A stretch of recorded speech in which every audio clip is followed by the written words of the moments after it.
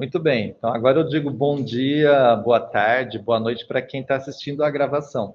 Quem está aqui já teve bom dia já, né? Sejam bem-vindos, bem-vindas, e nós estamos com a programação do nosso 7º seminário interdisciplinar, Capitalismo como Religião. Nós estamos fazendo esse encontro em 2 formatos, um com algumas poucas pessoas reunidas no campo da Universidade de São Francisco, aqui em Itatiba, e vocês que estão nos acompanhando aí através do Google Meet. Então, esse é o nosso formato. Qualquer problema que acontecer de transmissão, vocês nos avisem, por favor, sem problema nenhum. A gente costuma fazer esse seminário como o principal objetivo dele é que a gente se encontre para conversar. Essa é a ideia. Então, o que precisa acontecer é conversa. Nesse caso, preciso que vocês nos escutem bem. A qualquer momento, qualquer coisa, ou nos contate aí pelo chat, pode escrever por aí, né? Ou da outra maneira que for viável para que a gente possa saber o que está acontecendo. O nosso tema desse 7º seminário, ele é um seminário, é o 7º, porque a gente se esforça para fazer um encontro anual. São 3, 4 grupos de pesquisas que trabalham dentro do campo da pesquisa na temática capitalismo como religião, e dentro dessa perspectiva, a gente tem uma reunião dos líderes dos grupos, que acontece uma vez por mês, de forma virtual, e um encontro um pouco mais longo, que é esse, uma vez por ano, em que a gente se reúne manhã e tarde, convida pessoas que estão estudando temas ou no campo, ou temas correlatos que nos ajudam a pensar o campo. E esse é o encontro que nós temos hoje, é o 7º encontro. Nós já passamos, antes a sede era na Umesp, depois veio a pandemia, ele se tornou totalmente virtual, e a gente, depois da pandemia, voltamos a fazer esse terceiro modelo, que é o modelo, leva esse nome de híbrido, né? Nem sei se isso é o híbrido mesmo, mas é esse negócio, algumas pessoas aqui, outras aí. A desvantagem é que vocês não podem tomar café. Vocês podem, mas tem que arranjar o café de vocês por aí, né? Mas, enfim, o tema deste ano, cada ano a gente tem priorizado uma abordagem. O ano passado, nós fizemos a abordagem em torno da mensagem do Papa Francisco, foi uma discussão em torno das mensagens críticas ao capitalismo como religião no pensamento do Papa Francisco, e esse ano a proposta é a crítica da aliança idolátrica entre fundamentalismos neoliberal e fundamentalismo cristão. Fundamentalismos neoliberal e cristão. Eu trouxe aqui para a gente fazer uma pequena introdução, que o Franz Hinkelammer, que é um dos autores que a gente utiliza como referência para os nossos estudos no campo do capitalismo como religião, ele tem um texto que ele aborda mais diretamente a ideia do fundamentalismo, no qual ele fala que a condição humana ela é marcada pelo medo, a insegurança, a fragilidade, e que essas coisas buscam reações, levam a reações em busca de fundamentos que pareçam sólidos para organizar a vida. Então, no Hinkelammer, a ideia de fundamento, não do fundamentalismo, mas o fundamento, são esses critérios que pareçam sólidos, que permitem organizar a vida. E ele diz que nas teorias humanistas, o fundamento da vida social é exatamente a vida humana concreta.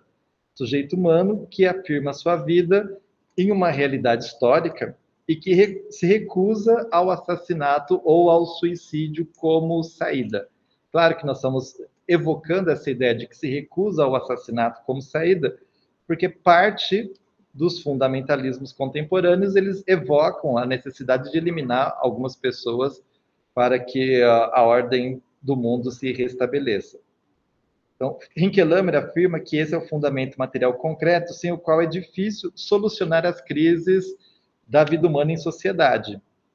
No entanto, tal princípio material concreto, ele é ocultado ou abstraído de tal forma que o ser humano deixa de ser a referência principal da análise ética e é substituído por outros fundamentos, gestando assim, então, o que a gente chamaria, o que o Hinkelammer chama de fundamentalismos.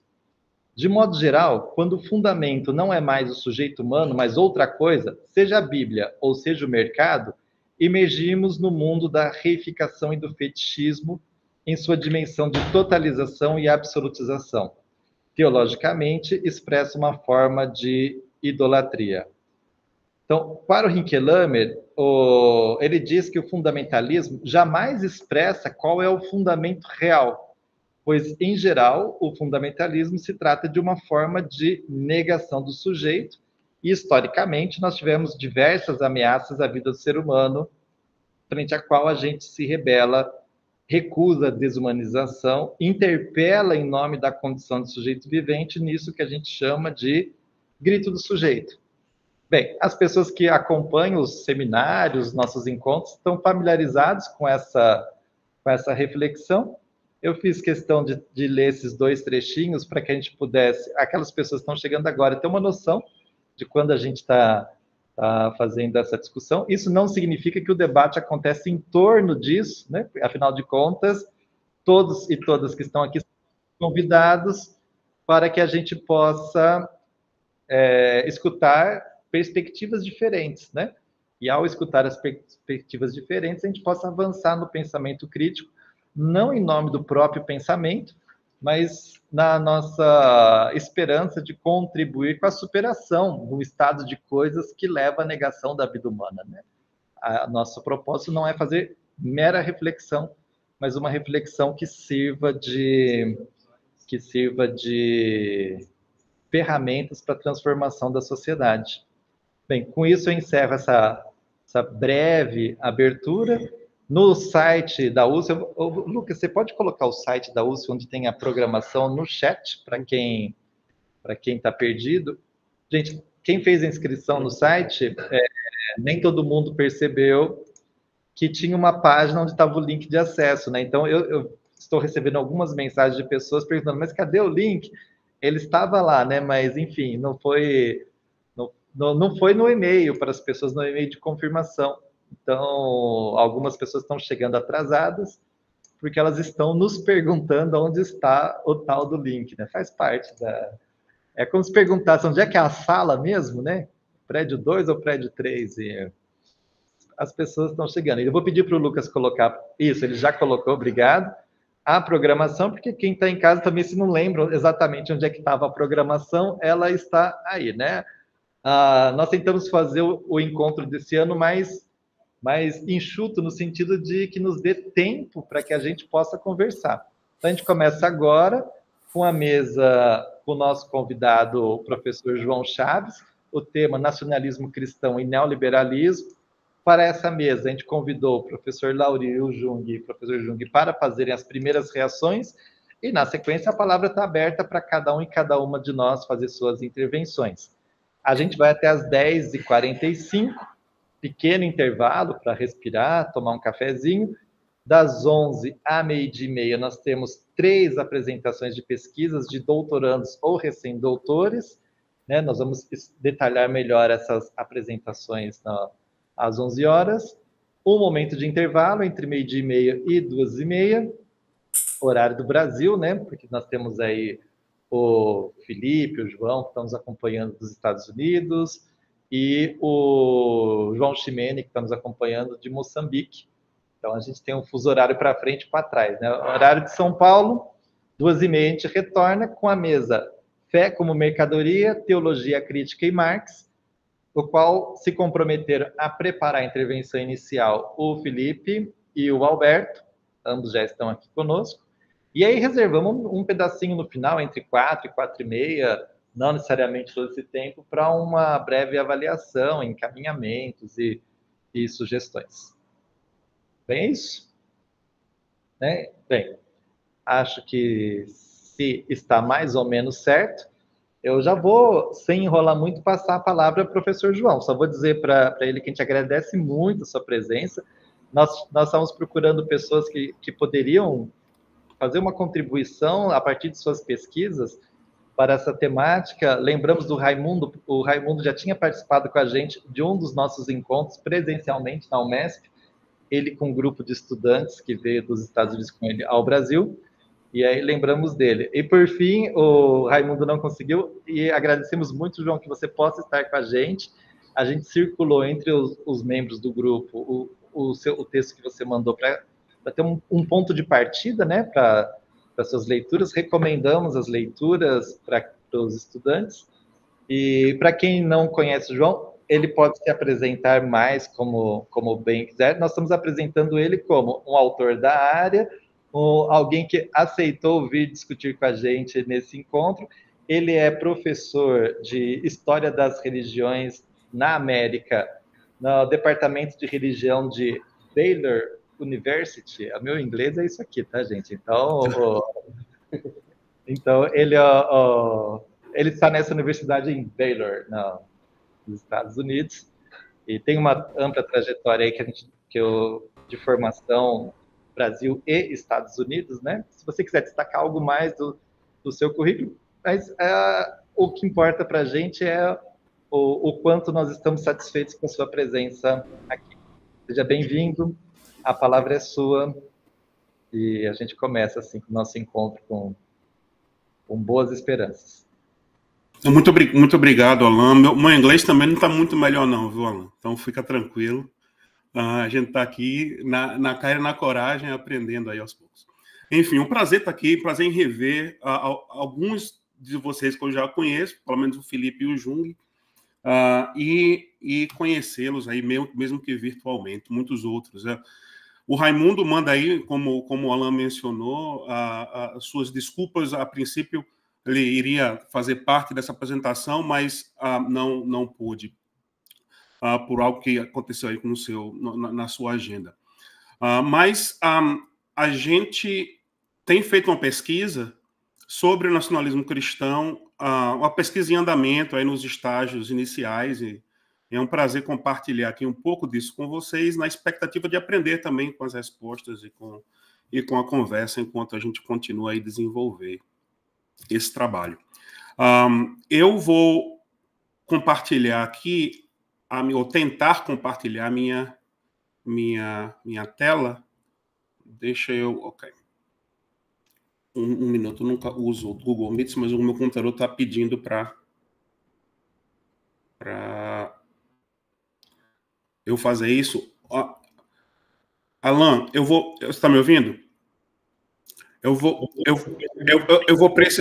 Porque eu não uso o Meet, agora estou pedindo, o meu computador teve que mudar a configuração do sistema de segurança. Eu vou precisar sair e voltar, mas vai demorar 1 minuto só, tá? E aí eu posso compartilhar os meus slides, tá bom? Então eu vou sair, mas não é nenhum problema, é só para que eu possa fazer isso acontecer, tá bom?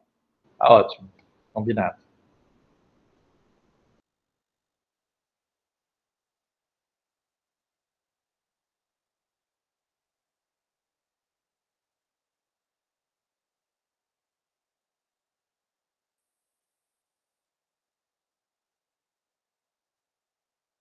Porque ele fechou. Tá desativado, agora sim. Agora ativou. Agora tá ligado. Ele desativou porque quando o João fala, pega o eco aqui e devolve por ali. O João voltou. Sim, ele já está conosco.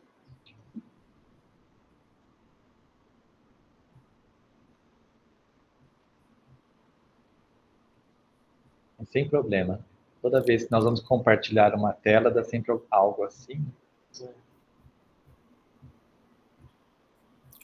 Pronto. Então todo mundo consegue ver isso? Está tudo tranquilo?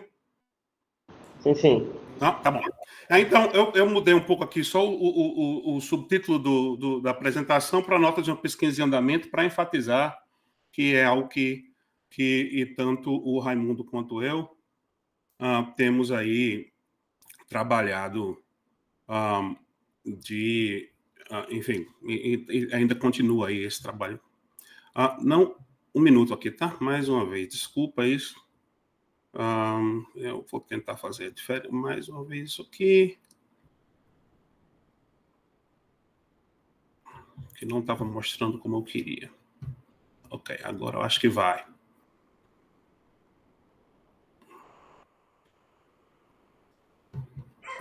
É isso aí.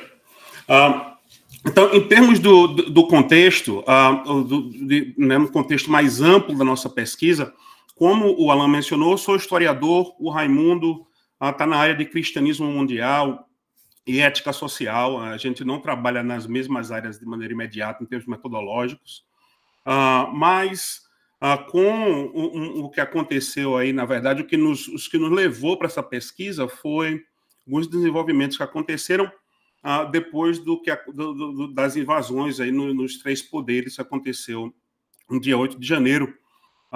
Nós escrevemos algo para o Washington Post, e a Petra Costa e a Alessandra Rufino, que aí são produtoras de um novo documentário chamado Apocalipse nos Trópicos, que foi lançado há pouco tempo na Europa e nos Estados Unidos também. Nos contactou, na verdade, eu trabalhava para o seminário de Princeton na época, elas estavam em Princeton para o Brasil Lab. Na época, eu não estava na cidade de Princeton, mas o Raimundo foi para um jantar com a Alessandra e, enfim, conversamos sobre a possibilidade de cooperar de alguma maneira com o documentário, e com isso conseguimos levantar fundos para irmos para o Brasil para fazer algumas entrevistas com lados diferentes dessas questões da religião e política no Brasil. Você vê uma das fotos ali em 2023, está com o grupo de câmeras ali mandados pela Petra e Alessandra, com o René Terranova, que é o líder do Ministério Internacional da Restauração, que é o foco principal da nossa pesquisa, como nós vamos falar, como eu vou falar aqui é um pouco. Voltamos ao Brasil mais uma vez, em 2024, continuando entrevistas com diversas pessoas, apóstolos da nova reforma apostólica e pessoas da extrema-direita também, o pessoal da bancada evangélica, Sóstenes Cavalcante, Eli Borges e outros políticos, como também pessoas que se entendem como resistindo a essa visão de mundo.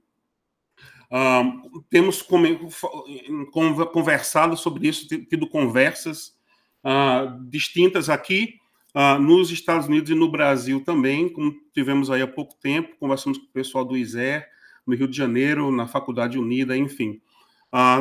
Compartilhando essas notas dessa pesquisa em andamento, com o objetivo de aprender um pouco mais enquanto nós estamos escrevendo um livro sobre isso. Ainda, como eu falei, nos momentos iniciais disso, mas, enfim, esse é o contexto geral em termos da nossa pesquisa. Eu creio que seria interessante começar definindo o que é que nós queremos dizer por nacionalismo cristão, que é uma forma de nacionalismo religioso. E aqui, em termos de definir termos, a gente entende nacionalismo religioso como qualquer união de tradição religiosa, uma perspectiva política, uma lealdade nacional, que traz danos àqueles com diferentes compromissos religiosos, que podem incluir marginalização, exclusão de serviço público, comunitário, assédio ou perseguição.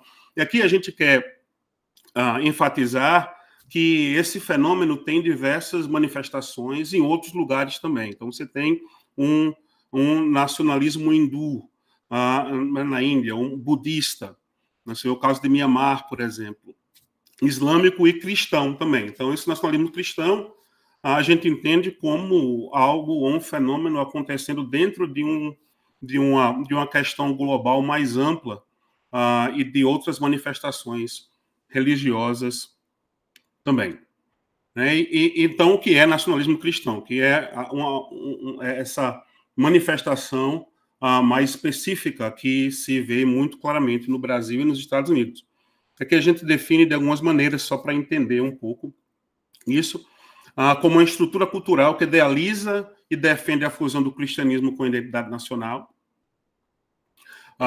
E se refere como alguns cristãos misturam a devoção religiosa com a dor nacionalista, visando remodelar seu país como uma nação cristã, e variações dessa definição, né, dessa fusão entre cristianismo ou uma definição particular, um entendimento particular do cristianismo e identidade nacional.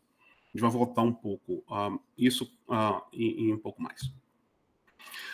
Então, o que nacionalismo cristão é, ou não é, em si, é essa questão do envolvimento político de cristãos. Né? Não quer dizer que todo esse envolvimento inspirado pelo cristianismo, envolvimento político inspirado pelo cristianismo, pode ser definido dessa maneira. Então, eu quero deixar isso claro. Mas, olhando o caso dos Estados Unidos, por exemplo, antes de mais intencionalmente olhar para o caso do Brasil, você vê que uma pesquisa do Pew Research Center em 2022 mostra que a vasta maioria dos protestantes evangélicos brancos nos Estados Unidos diz que Estados Unidos deve ser uma nação cristã, e 2/3 dos protestantes negros falam a mesma coisa. Apenas cerca de 1/3 dos católicos hispânicos, por exemplo, compartilham essa visão. Eu estou olhando aqui na minha janela, eu estou na minha casa, no meu vizinho aqui, o nome dele não vou falar o nome dele, tá? vai ser gravado isso aqui, enfim. Tem uma bandeira na frente da casa dele, que é uma fusão do cristianismo com a bandeira americana, com a bandeira das cruzadas, e outra bandeira gigante atrás do caminhão dele, com aquele slogan do Trump, né? Faça a América ser grande outra vez, Make America Great Again. Então, enfim, a gente vê isso de maneira muito clara aqui nos Estados Unidos. Então, mas isso não quer dizer, mais uma vez, que o nacionalismo cristão deve ser confundido com o testemunho público cristão ou sua participação na política. Enfim. Então, por que isso esse nacionalismo cristão pode ser considerado perigoso? Alguns temas aqui não exaustivos, mas, enfim, só para colocar aí uma definição mais clara. Essa natureza programática, um movimento bem financiado e organizado, com base no medo de que algo assumido como direito seja tirado. Né? A questão, assim, essas agendas culturais, principalmente, são muito importantes para esses movimentos. Essa questão da supremacia cristã é muito importante. Nacionalistas cristãos hoje representam um programa teológico e político organizado para supremacistas, por supremacistas cristãos e para supremacistas cristãos. De acordo com Taylor, por exemplo, o Matthew Taylor, que escreveu um livro muito interessante sobre a nova reforma apostólica e a sua influência no governo Trump nos Estados Unidos, ele fala que esses linha dura acreditam que o cristianismo merece um espaço privilegiado na sociedade americana. A gente vê algo parecido acontecendo no Brasil. Que os cristãos, sendo melhores do que os outros seres humanos, devem ter direito a uma forma superior de cidadania. Eles afirmam que os cristãos são até mesmo destinados por Deus para governar a sociedade. Isso é importante, essa convicção que você vê muito claramente dentro de movimentos como a nova reforma apostólica, é muito importante diante da influência global que essas redes desempenham. Vou falar um pouco mais sobre a nova reforma apostólica ainda. E nos Estados Unidos se vê muito claramente a questão do ressentimento racial também, que é uma força aí impulsionada por diversas frentes, mas nos Estados Unidos você tem essa questão da supremacia branca, que é muito forte nesse meio, mas pode ser também exagerado. Né? Pode ser complexificado pelo fato de que existe uma série de latinos, uma série de afro-americanos e de uma das grandes vozes do movimento apostólico é um coreano-americano, por exemplo. Cheon, que, enfim, trabalhou com o Peter Wagner, que eu vou falar um pouco sobre ele há algum tempo. Então, enfim, a gente também tem buscado, como a nossa audiência inicial é uma audiência de acadêmicos americanos, a gente tem buscado também complexificar, problematizar esse uso de, como eles chamam aqui, white Christian nationalism, ou nacionalismo cristão branco. Mas, enfim, a questão aqui nos Estados Unidos do ressentimento racial tem sido enfatizado, apesar de que também pode ser problematizado pela diversidade nesses meios também. O caso do Brasil evidencia isso, como também o caso do próprio Estados Unidos. Mas o movimento desse nacionalismo cristão é um movimento internacional. Não é? Você vê que você vê o Steve Bannon, por exemplo, essa foto aí da direita, que é um grande líder dessas redes transnacionais de extrema-direita, né, e ver braços de sua influência na Hungria, por exemplo, e também no Brasil. Né? O Steve Bannon, que é católico, né, vê no Papa Francisco, por exemplo, uma grande ameaça ao mundo, enfim, essa questão de um antiglobalismo que existe nessas redes que, ao mesmo tempo, são transnacionais, mas vem a nação como um limite interessante e estrategicamente apropriado para suas operações mais específicas. Então, o nacionalismo cristão, ao mesmo tempo, quase que paradoxicalmente, para alguns, também tem esse sabor transnacional muito forte. Apesar de que articulam sua área de operação como a nação, eles se organizam de maneira transnacional e global também. E no Brasil, o bolsonarismo tem sido a grande manifestação do cristianismo, do nacionalismo cristão, ou a grande avenida através da qual novos nacionalismos cristãos do Brasil se manifestam. Deixando claro, não querendo voltar demais na história, mas o Brasil tem uma longa história de conservadorismos cristãos querendo se impor através da força do Estado. Né? Isso não é novo no Brasil, apesar de que sua cara agora muda e sua ênfase também muda com o crescimento evangélico no país. Né? Então, enfim, não quero traçar toda uma história do integralismo, né? da questão da tradição, propriedade e família, enfim, existe uma longa história disso no Brasil, mas o bolsonarismo é essa nova manifestação, né, que traz consigo uma noção hegemônica de identidade nacional, baseada em uma vontade popular homogênea, entendida como singularidade cristã.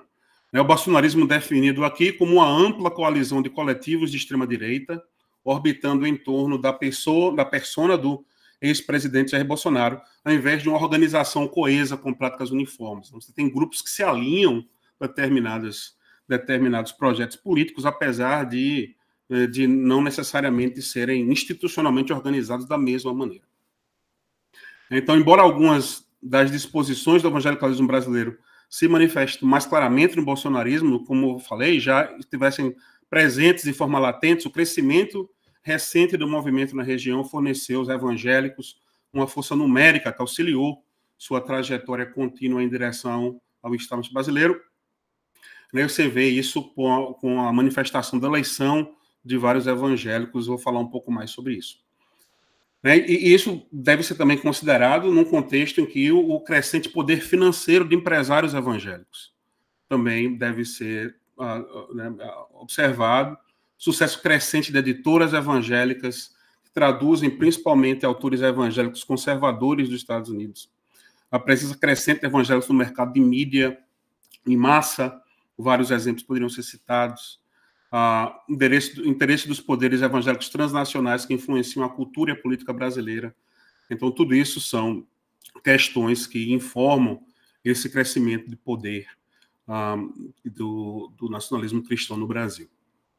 E você vê o Steve Bannon, por exemplo, nessas conexões transnacionais, ele e outros aliados de Trump fizeram a campanha online para o Bolsonaro e contribuíram para espalhar alegações infundadas da fraude eleitoral, quando o Lula apareceu na frente do Bolsonaro nas pesquisas.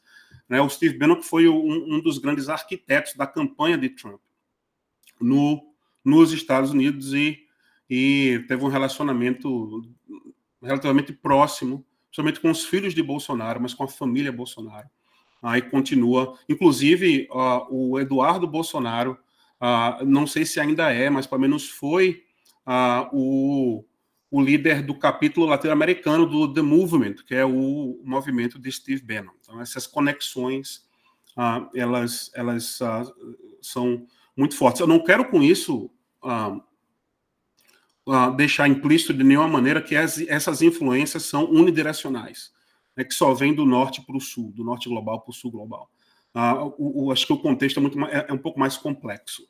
Existe uma troca, de certa forma. Inclusive, quando o Bolsonaro ainda estava no poder, o Bannon falou muito claramente que as esperanças que eles tinham para o Brasil eram muito maior do que as esperanças que eles tinham para os Estados Unidos e com Trump.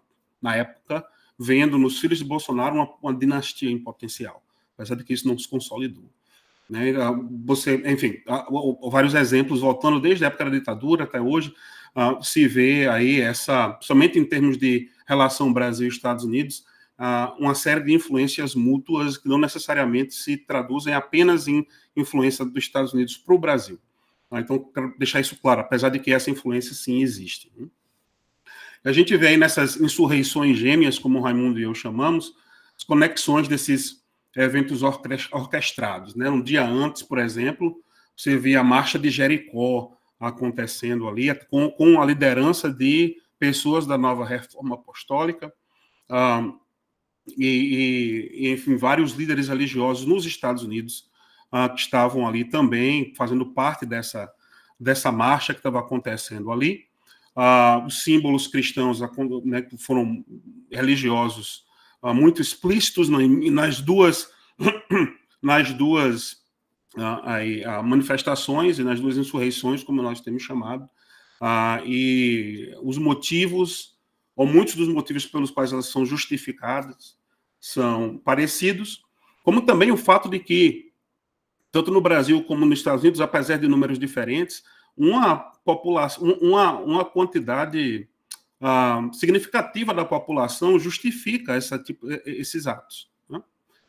No Brasil, por exemplo, algumas pesquisas indicaram que cerca de 20% da população acha que foi justificável o que aconteceu em Brasília.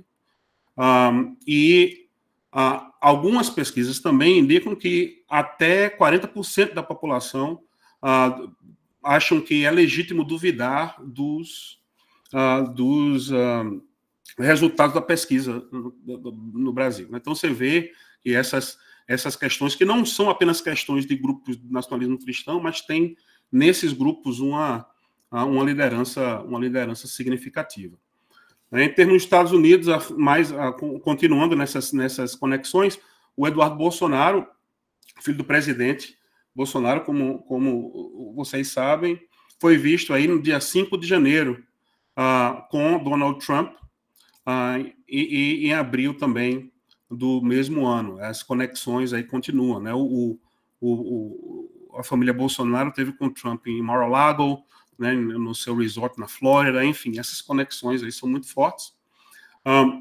E se nos Estados Unidos você teve esses líderes religiosos, que principalmente no dia 5 de janeiro se reuniram para essa marcha em Jericó, no Brasil também líderes religiosos, pastores de igrejas evangélicas financiaram e apoiaram, participaram da insurreição brasileira através de mídias sociais, enfim, e de outros meios. Muitos influenciadores evangélicos, por exemplo, ou explicitamente apoiaram, ou de forma explícita ou de forma implícita, né? Compartilhando o que estava acontecendo em Brasília, sem nenhum tipo de crítica, muitas vezes com uma certa apreciação. E aí você tem um exemplo do que aconteceu ali em Brasília, e eu vou passar esse vídeo aqui apenas para trazer aí um pouco mais, é um vídeo curto, 1 minuto aí, né, essa ilustração dessa visão de que o que está acontecendo em termos políticos no Brasil, principalmente a partir dessa visão da extrema-direita, é algo que de certa forma, tem um envolvimento divino direto, né, que esses atos, que muitos chamam de atos proféticos, que muitos evangélicos viram a sua participação na ressurreição como um ato profético, vem essa combinação de mandato divino para a extrema-direita com sua ação política, até mesmo em termos do vandalismo que ocorreu em Brasília. Dá para ouvir? Não?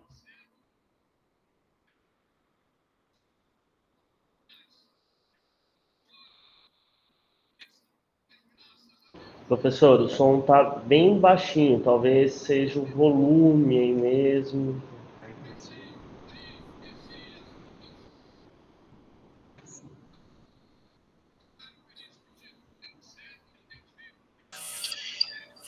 Bom que você viu.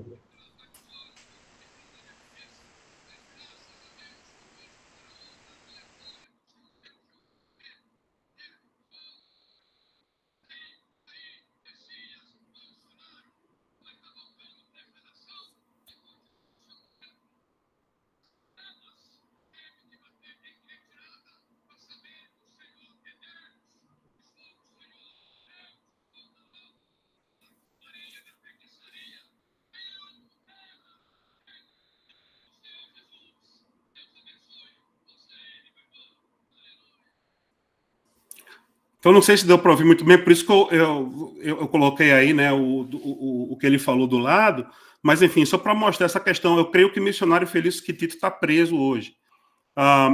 Mas você vê aí essa questão dessa união entre Deus e entre esses atos né, de vandalismo, e o Jair Bolsonaro como sendo essa pessoa que foi apontada por Deus para isso.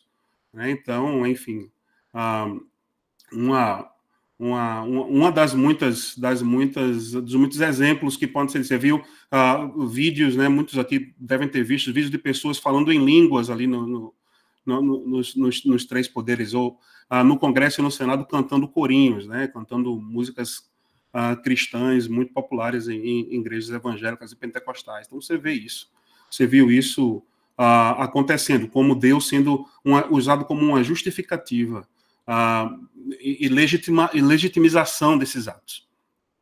O que aconteceu aqui, tanto nos Estados Unidos quanto no Brasil, de maneira distintas, mas parecidas também. Isso vem num contexto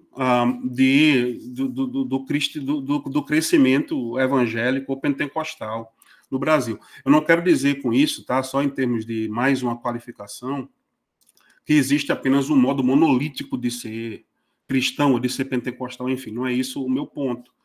Mas o fato de que essas redes independentes carismáticas são a grande força à frente, ou uma das grandes forças à frente desse nacionalismo cristão, me faz com que isso seja importante mencionar. Né? Então, aproximadamente 80% dos protestantes brasileiros hoje são pentecostais. Você vê o crescimento aí através dos anos. Né? Os números de 2020, a gente ainda não tem com muita clareza, mas estimados aí de 40 milhões ou mais. Um crescimento entre 1990 a 2019, 543% de número de igrejas evangélicas, sem incluir as igrejas que não têm CNPJ, sem incluir as igrejas que não são oficialmente registradas. Muitas dessas igrejas não são registradas em áreas periféricas, então esse é um número conservador. Né? O crescimento pode ser muito maior. 72% pentecostais fazem parte de uma das 4 principais denominações, a Assembleia de Deus sendo a maior, a Igreja Quadrangular Universal do Reino de Deus, sendo os grandes nomes, mas a Assembleia a maior de forma, e aproximadamente 70% dos evangélicos votaram em Jair Bolsonaro em 2018, 2022. Então você vê esse crescimento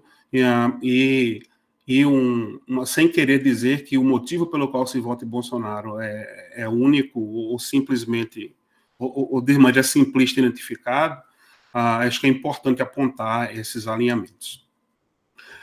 E na política você vê isso determinado de várias formas. Essa foto que tem esse pessoal orando aí, foi eu que tirei no culto lá, né, da Frente Parlamentar Evangélica. Logo antes da nossa entrevista com o Eli Borges. Você vê aí o crescimento da força da bancada evangélica e da força do evangelicalismo no Brasil. Nas eleições de 2022, mais de 500 candidatos usaram denominações evangélicas, como pastor, pastoriza, bispo, bispa, missionário, missionária, reverendo, né? Um número que cresce aí a cada ano, diante da convicção de que isso ajuda na própria campanha. Isso é parte da reflexão aí desse crescimento evangélico. Você vê a bancada evangélica que tanto no Congresso quanto no Senado, muito fortemente bolsonarista, ou de diferentes formas da direita. Né? E não só ela tem a sua força única, mas também com essas coalizões com outras bancadas, né, como a questão dessa coalizão do Boi, Bala e Bíblia, né, que eu creio que todos aqui conhecem muito bem. Muitos desses deputados e senadores fazem parte de mais de uma dessas bancadas e elas têm aí, muitas vezes, se apoiado. Então, a gente vê aí como temas unificadores do conservadorismo brasileiro, né, que em relativo continuidade e com compromissos consistentes com os setores majoritários do protestantismo brasileiro, nessa questão da família patriarcal, o neoliberalismo econômico, que é discutido aqui por esse grupo, a punição severa de crimes, o militarismo e o zionismo. Cada um desses temas poderia ser aí explorado, mas são compromissos muito fortes desses grupos, assim como os seus o anti-africanismo, que é manifestado na violência contra praticantes de religiões afrodiaspóricas, agendas anti-LGBT, enquadramento do conservadorismo social como oferecendo maiores esperanças para a nação e a apreciação de figuras autoritativas ou autoritárias, né, como o Bolsonaro, que são frequentemente elogiadas como protetoras das mais altas aspirações da nação. Não vou demorar muito aqui, mas as influências estão em diversos âmbitos, né, na política, na televisão, enfim, na música, nos negócios. Você vê a associação dos homens de negócios do Evangelho Pleno, por exemplo, como sendo um grupo que financia parte dessas frentes, apesar de diversidade, né, de seus quadros, enfim. E a grande voz disso tem sido o Silas Malafaia, aí, o grande midiático, né, que uma ponte teológica legitimando a política de Bolsonaro e tornando mais palatável aos evangélicos. O Malafaia, que aí é conhecido por, eu creio, por todos aqui, devido à sua inserção aí na mídia, né, tido aí por muitos estudiosos como um dos empresários da fé, por exemplo, no Brasil. Então você vê diversas essas influências evangélicas e o Bolsonaro aí, né, sendo influenciado por vários desses grupos. O nosso foco, o foco da nossa pesquisa de maneira mais específica é no Ministério Internacional da Restauração.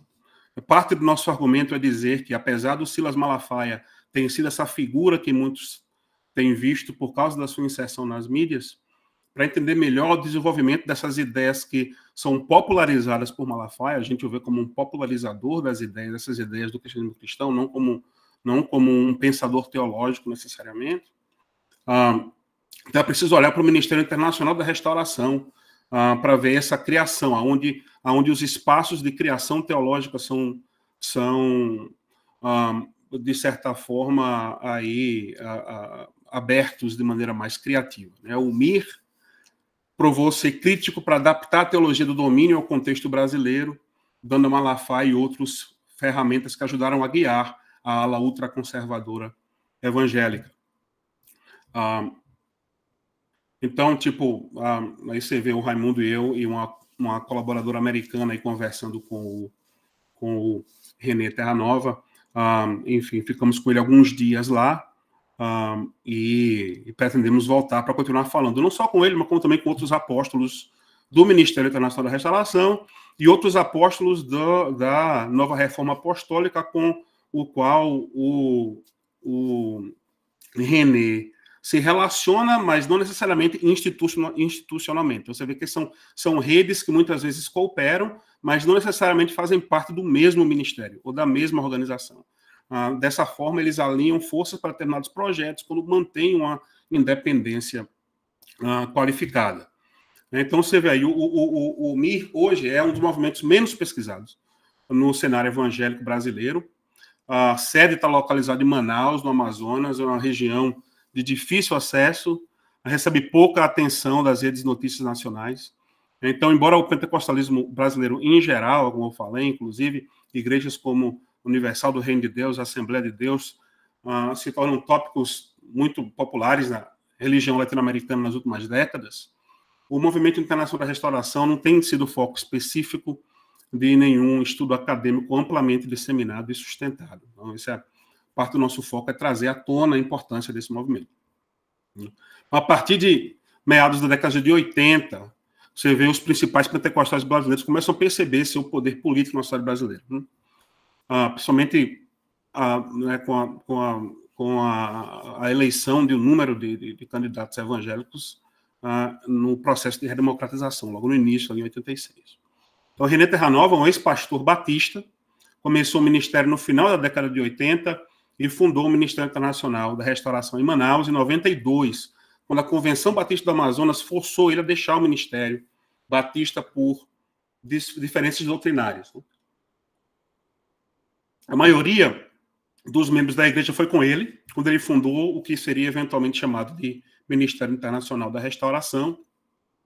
Já é difícil de saber o tamanho real, porque, como eu falei, a afiliação é flexível, relacional e transnacional.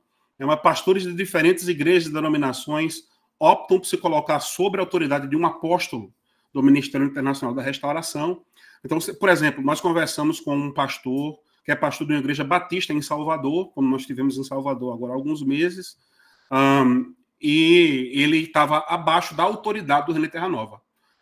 Ele dá as primícias do que ele recebe financeiramente ao René Terranova, que é o apóstolo que está sob sua autoridade. Mas se você for na igreja desse pastor, você não vai ver o René Terranova, por exemplo, como uma autoridade específica institucional. Ele é uma autoridade espiritual. O que muda um pouco essa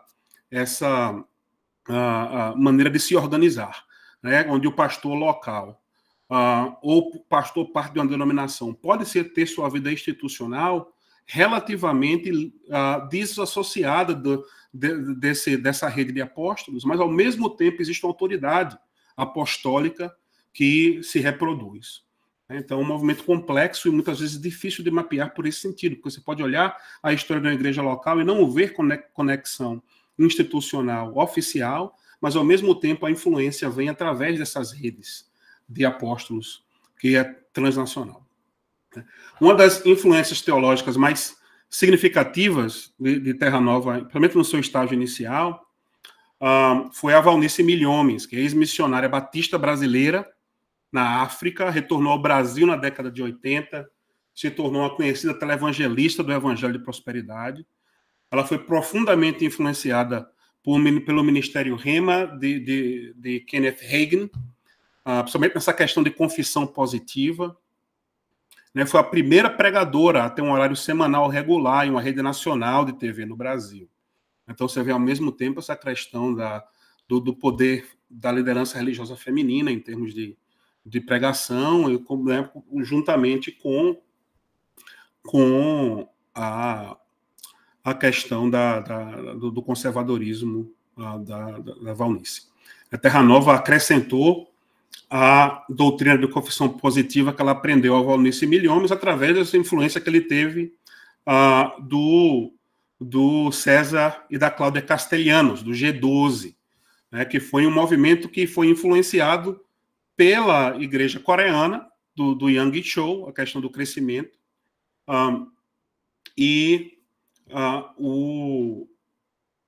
essa ênfase na visão celular é algo que se tornaria central para o Castellanos depois dessa visita à igreja do Yang Cho. E Castellanos, que foi a pessoa que foi muito influente na ordenação apostólica de Terranova, ajuda Terranova a abordar uma estratégia de crescimento para a igreja. Agora, o Castellanos, muitas igrejas nos Estados Unidos, uma igreja da cidade perto daqui onde eu vivo, por exemplo, em San Antônio, do John Hagee, é um grande zionista, muito influente americano. Ele foi influenciado pelo G12, mas saiu do G12 dizendo que o Castellanos queria tornar tudo abaixo de sua autoridade institucional. Foi o motivo pelo qual o René também saiu daquele grupo e montou o seu próprio grupo de maneira menos autoritária, de certa forma. Então, o Castellanos é visto como uma pessoa que queria comandar tudo. Então, muitos desses líderes que foram influenciados por ele depois se desassociaram dele, apesar de serem influenciados por causa dessa tendência para uma dominação institucional. Durante esse tempo, o René foi muito influenciado pelos pastores norte-americanos. O Peter Wagner foi professor no seminário de Fuller, nos Estados Unidos, e John Kelly, que René Terranova identifica como seu pastor. Então, John Kelly está abaixo da autoridade apostólica, o René Terranova está abaixo da autoridade apostólica de John Kelly. Por exemplo, então ele desenvolve, através dessas diferentes influências, uma visão apostólica brasileira, um modelo apostólico, o M12 é isso, exemplificado, inspirado para essa questão do Novo Testamento, essa ideia de sucessão apostólica, mas operando inicialmente, mais exclusivamente no Brasil, mas sempre com essa visão de visão mais global. Nos Estados Unidos, é importante apontar, e eu vou terminar aqui, eu sei que eu estou quase nos 45 minutos que me foram dados, e a gente pode continuar a conversa. Importante dizer que nos Estados Unidos, há uma série imensa de líderes evangélicos. Você vê nessa foto, por exemplo, fazem parte do novo movimento apostólico. Eles são apóstolos, ou seja, suas instituições operam com um nível institucional independente uma das outras, ao mesmo tempo eles cooperam nessas redes de líderes religiosos de diversas formas. Você vê, por exemplo, a Paula White, que está aqui, que na verdade que teve um escritório na Casa Branca, estava abaixo de autoridade apostólica de um apóstolo nigeriano. E uma série desses aqui apóstolos que foram conselheiros de Trump são latinos ou imigrantes da América Latina, que hoje operam nos Estados Unidos. Então, essa nova reforma apostólica conseguiu uma inserção muito grande dentro do governo Trump enfim, o apoiam de maneira muito explícita. Então, eu vou parar agora, porque eu creio que eu cheguei no meu tempo aqui, mas eu queria só apontar algumas coisas que o nacionalismo religioso, assim, principalmente através dessas redes religiosas, principalmente através da nova reforma apostólica no Brasil, com sua manifestação no Ministério Internacional da Restauração, traduzem essa questão do domínio, da teologia do domínio, né? Principalmente esse conceito das 7 montanhas, de que cristãos precisam tomar territórios em vários campos. Na religião é uma delas, mas a família, a educação, mídia, governo, arte, entretenimento e negócios são as outras dessas montanhas que devem ser tomadas. Isso foi parte da teologia que foi apropriada pela nova reforma apostólica, tendo Pierre Wagner como sendo um grande líder e pensador, e você vê essas estratégias de dominação mesmo dessas diferentes áreas. E você vê isso nessas igrejas, nesses grupos, nessas redes, e em sua maneira de fazerem estratégias em termos de família. Em termos de política. Talvez para esse grupo seja mais interessante anotar que associações de homens de negócios são muito importantes também nesses termos. E existem várias delas, muitas vezes influenciadas por esse pensamento de tomar territórios,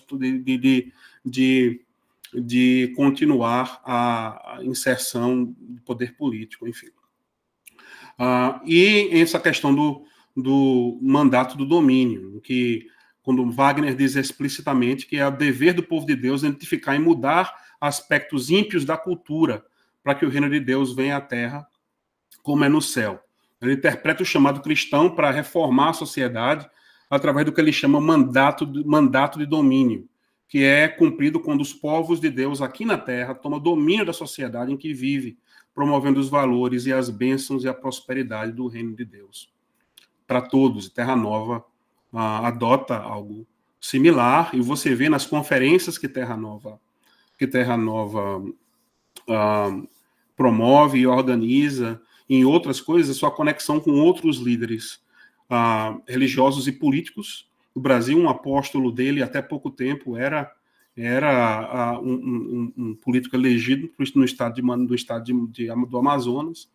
Mas você vê o Malafaia também fazendo parte dessas redes e, eventualmente, começando a usar a linguagem que Terra Nova, através dessas diferentes, ou influenciado por essas diferentes influências, começa a desenvolver. Parte disso é a questão de atos proféticos, e o que aconteceu em 8 de janeiro foi entendido por muitos desses líderes como um ato profético. Certamente, nos Estados Unidos, o evento liderado pela nova reforma apostólica que aconteceu no dia 5 de janeiro, o Marcha para Jericó, foi entendido e articulado como um ato profético também.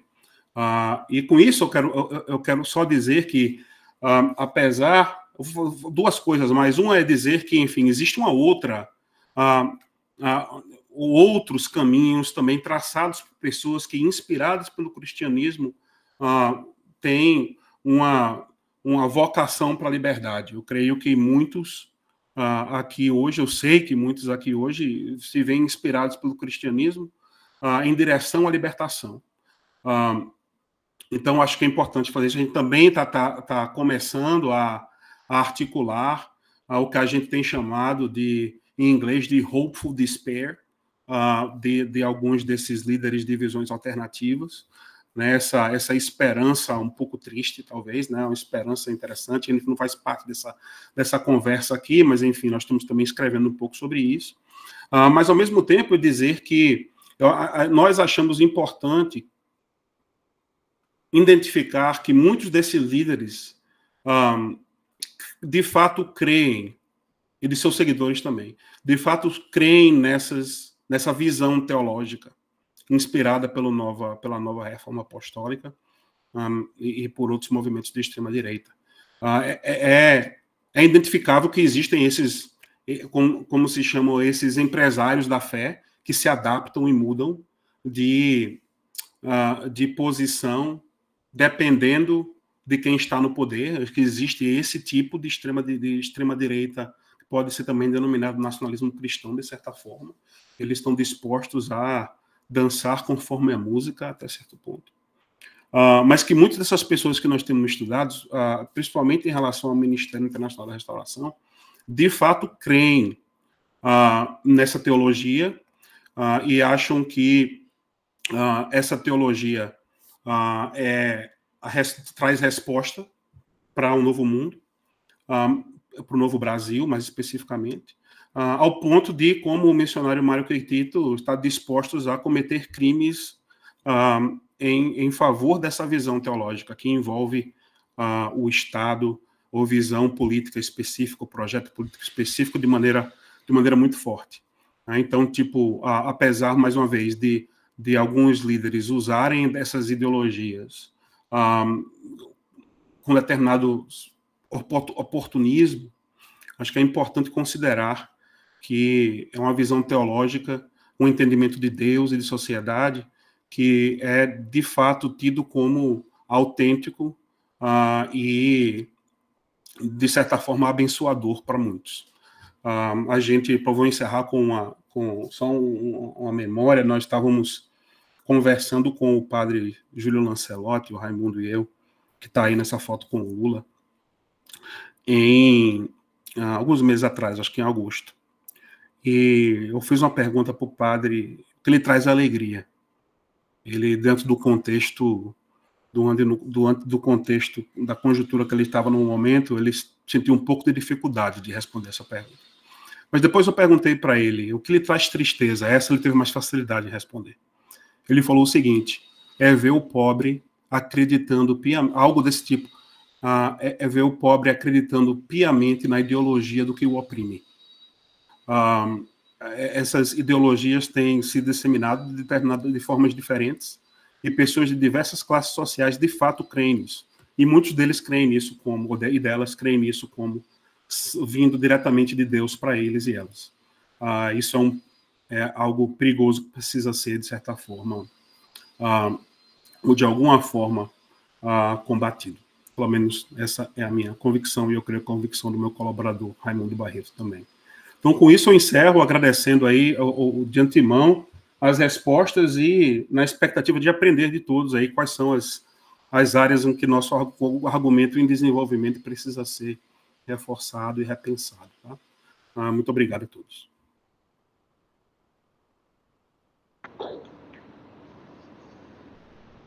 Muito bem, professor João, nossos agradecimentos. Nós vemos aí as palmas virtuais amarelas, as coisas, coisa da nossa época, né? A gente agradece a sua primeira intervenção e para que a gente possa aproveitar essa reflexão, eu não vou nem enrolar, eu vou passar a palavra para... Quem começa? Jung ou Lori? Jung? Pode vir, porque aí você também... Isso, você vê mais de perto. Então, vou passar a palavra para o professor Jung, na sequência para o professor Lauri. À vontade. Bom te ver de novo, João, e obrigado pela fala. Realmente, acho que nós estamos enfrentando um grande desafio de uma interpretação sociológica e teológica do que está acontecendo, né? Eu acho que nos ajuda a entender, não vou tratar desse autor, mas eu acho que a tese do Manuel Castells, Sociedade em Rede, lá na virada do século XX para XXI, onde ele discute a questão da mudança da perspectiva de tempo e espaço, mas particularmente o volume 2 sobre identidade. Eu acho que ajuda a gente a entender um pouco essa questão. E como o nosso tema, ou o nosso grupo, é do capitalismo como religião, eu vou tentar estabelecer um pouco uma relação entre o neoliberalismo, a teologia da prosperidade e a teologia do domínio. Tá? E nesse aspecto, eu acho que a gente pode perceber dois tipos de neoliberalismo. Eu comecei a pensar isso na eleição do Trump com Hillary. Quer dizer, claramente, tanto Hillary quanto o Trump estavam associados aos neoliberais. A diferença era quem vota para os democratas e para Trump. Né? E eu acho que o Hillary, todo o discurso do Hillary era da questão da identidade. Raça, sexualidade, gênero, gays, né? Direito da LGBT comunidade, etc. Então, qual é o que une os neoliberais da linha do Hillary, do neoliberalismo do Trump? O que há de comum entre os dois? Eu acho que é a noção da supremacia. Não da supremacia cristã, mas a ideia de que Hayek estabelece isso muito claramente, sendo do pensamento neoliberal, né, em oposição ao liberalismo, que tinha um projeto de que todos tenham direito a certos direitos fundamentais. O neoliberalismo retoma a ideia de que não. A sociedade só vai evoluir na medida que reconhecer a hierarquia como algo natural. A diferença da hierarquização, ou de que as pessoas não são iguais, da centro-esquerda democrata, né, que era assim, aceita direitos de identidade, mas não direitos dos pobres, porque o critério, no fundo, é a eficiência, o critério neoliberal do Clinton era de que a hierarquia se faz em torno da eficiência. Então, não importa se é gay ou hétero, se é branco ou negro, desde que é eficiente, é importante. Ora, isto conecta com a teologia da prosperidade, eu quero fazer um pouco a conexão, que na teologia da prosperidade você tem um problema. Os pobres que entram na cultura do consumo e entra na teologia da prosperidade, reconhece que não tem eficiência para competir com as pessoas que têm acesso a boas universidades. Então, o critério, o que possibilita a pessoa entrar no mundo do consumo é ter acesso a Deus. Quer dizer, Deus compõe a parte do processo de construir eficiência. Não uma eficiência ilustrada, mas uma eficiência religiosa. Então, eu tenho acesso a ritos corretos, ritos mais poderosos, a igreja mais poderosa. Então, você ganha, com Teologia da Prosperidade, acesso a, e percebe que, na pura eficiência do consumo, da eficiência econômica, não dá conta. Que é a turma do Teologia do Trump. O Trump vai ter os neoliberais, que são racistas ou machistas, não aceita o multiculturalismo dos progressistas, e se alia com os pobres, os trabalhadores que não têm eficiência para entrar na nova economia mundial, da economia globalizada. Então, você tem esses dois grupos.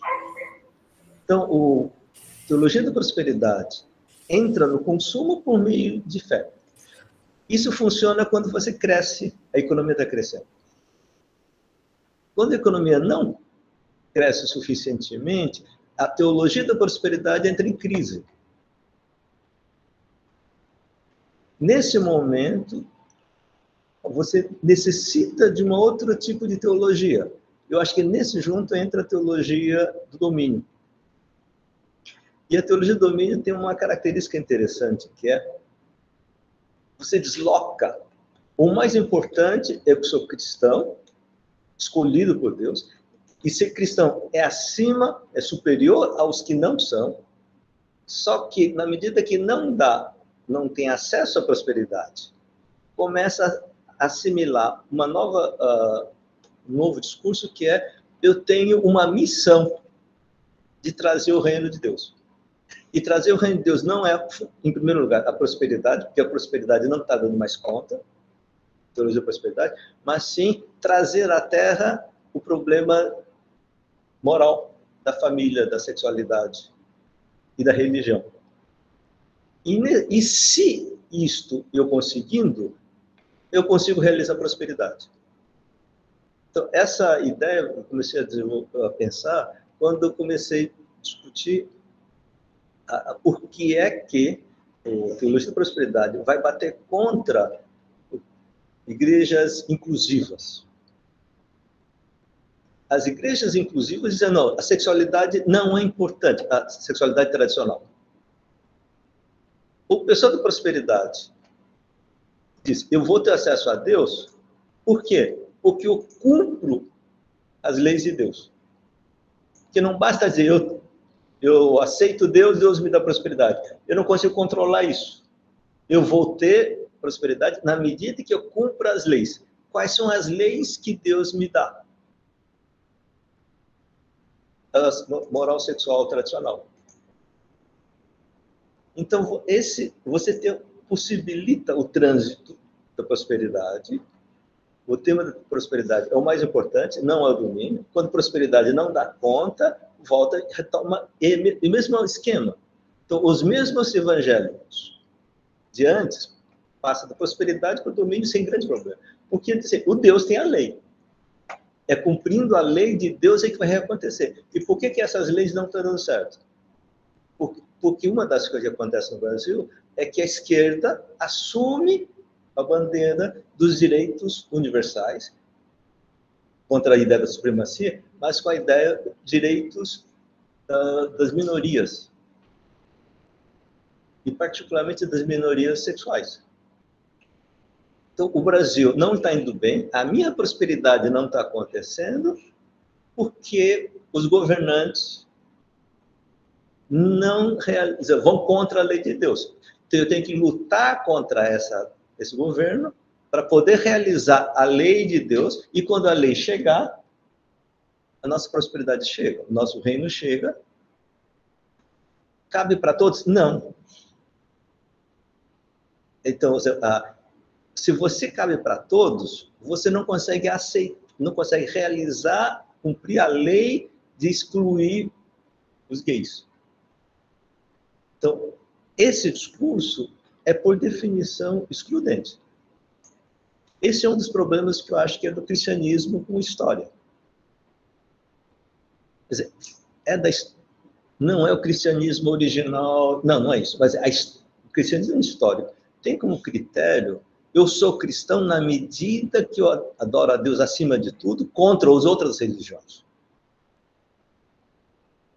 E aí, a identidade cristã é obrigar os outros a entrarem a serem cristãos, ou excluir os que não são. Aí o conteúdo de ser cristão é seguir a lei de Deus, é ser o discurso. Daí a ideia do domínio. Quando Deus tomar o poder, o reino de Deus chega. E, de uma certa forma, né, eu gostei do texto do João, quando coloca assim, a teoria do domínio, teologia do domínio, já esteve presente na Igreja Católica de 30 a 60. Na Igreja Católica, na perspectiva conservadora. E eu diria, a partir de 70, a teologia do domínio de esquerda, da libertação, vai de 70 a 2000. E de 2000 para cá, quem assume, na mesma disputa, são os conservadores. Então, há uma certa... algo parecido, é um tipo de reflexo de espelho. Muda o conteúdo, mas a ideia de que o poder de Deus tem que se impor porque é de Deus é o critério que é muito mais do Antigo Testamento que do Novo Testamento. Porque o Novo Testamento passou pela crise do Messias crucificado. E aí, então, tem que fazer uma ruptura entre o que é o reino de Deus em plenitude e a história que sempre vai ter pecado. Eu acho que essa ajuda a gente a entender a semelhança entre a teologia do domínio da libertação e dos conservadores e entender como os conservadores ou cristãos populares, sejam evangélicos ou católicos, vão entrar nessa coisa. Porque também está no mundo católico hoje. Porque dá identidade e dá um senso de missão. Eu estou aqui para defender, eu tenho que cumprir a missão de Deus que nos deu de fazer o país ser católico ou ser cristão. É um pouco a minha reflexão. Cidade. Pelo menos, esqueci de falar. Puxa, meu filho tudo. Você não está no livro? Não, mas eu tenho que ir lá.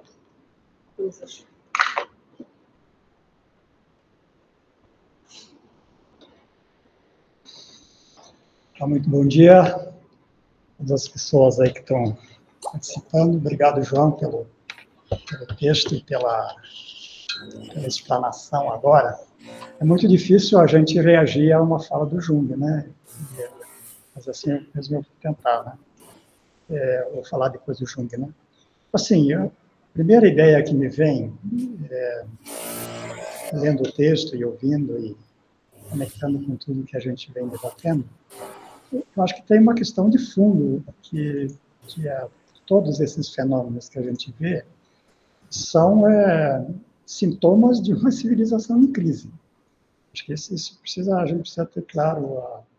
Eu acho que isso também sugere que não tem solução em vista assim a curto prazo. É um pouco como um corpo que está febril, está doente, está se manifestando que está doente. Eu vou... a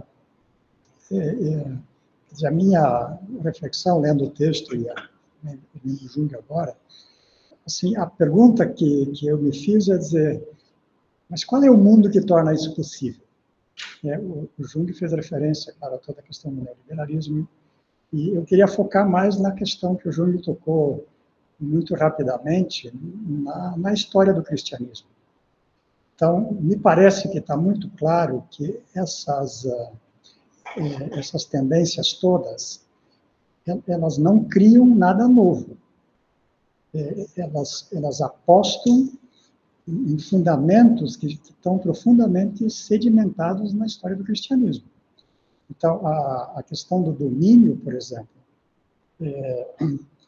ela está presente, aí eu vou recortar no nosso contexto latino-americano, mas, por exemplo, no debate entre Bartolomé de Las Casas e Juan Inés de Sepúlveda, esse é um tema central. A questão de impor, talvez não seja o termo adequado para os dois, mas a pergunta de como a gente cristianiza esse continente, essa era a pergunta-chave. E o dissenso era que o Sepúlveda justamente defende essa tese da imposição pela força, né? E o debate entre o Las Casas e o Sepúlveda é, nesse sentido, extremamente interessante, porque o Las Casas ele tenta argumentar biblicamente que não existe, nem no Antigo e nem no Novo Testamento, nenhuma referência em que se tenha feito uma guerra porque povos teriam adotado uma outra religião, teriam adorado outros deuses. A sacada que ele dá, por exemplo, para a tomada da terra é brilhante. Ele vai dizer que os judeus estão recuperando a terra que lhes pertencia por uma promessa.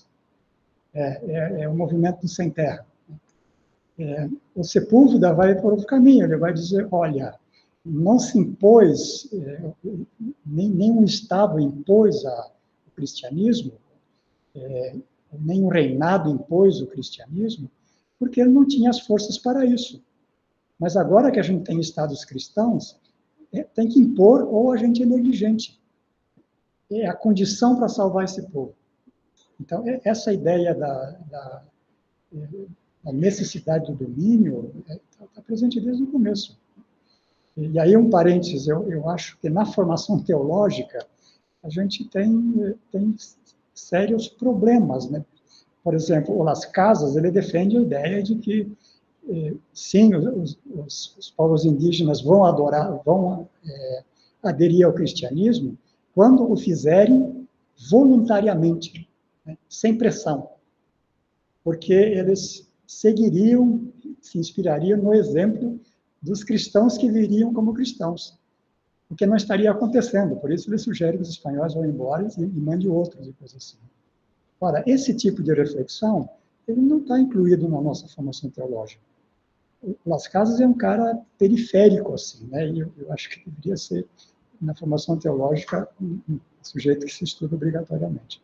Então, essa é a primeira coisa que eu queria dizer. Eu acho que tem fundamentos sobre os quais esses movimentos constroem em época de crise. E se a gente não revê e repensa esses fundamentos, eu acho que a gente não avança muito. Né? A segunda questão, aí eu não sei, né, vocês conhecem isso muito mais do que eu, João, né? Mas eu penso que, especialmente no contexto latino-americano, esses movimentos também florescem tanto pelo trato que se deu à religião ao longo da história, né, em que a religião ela sempre foi vista pelos meios de comunicação, pela intelectualidade, como algo superado, né, como algo a ser negligenciado no pensamento das grandes estratégias, assim por diante. E eu acho que existe agora uma espécie de um florescimento desse, digamos assim, dessa frustração ou desse ódio reprimido, porque na capilaridade da vida cotidiana, a religião estava presente sempre. Então, eu ouvi pessoas assim, dizendo, bom, finalmente você tem agora políticos lá em Brasília que fazem oração lá dentro do parlamento. Né? Como dizendo, bom, finalmente alguém me leva a sério agora. Então, eu penso que essa questão do trato que se deu para o fenômeno religioso, simplesmente não considerando toda a dimensão subjetiva, assim, é um dos aspectos que a gente tem que rever. E a gente tem elementos aqui na América Latina para recuperar, por exemplo, o Mariátegui, né, e disse com todas as letras, aqui não se pensa um futuro para a América Latina sem levar a religião a sério. Mas, aparentemente, os marxistas latino-americanos não gostavam disso. Então, acho que esse é um dos aspectos, assim, são as ideias que me vêm à mente. Né? caiu aqui um dos meus apontamentos, eu tenho que achar ele de novo.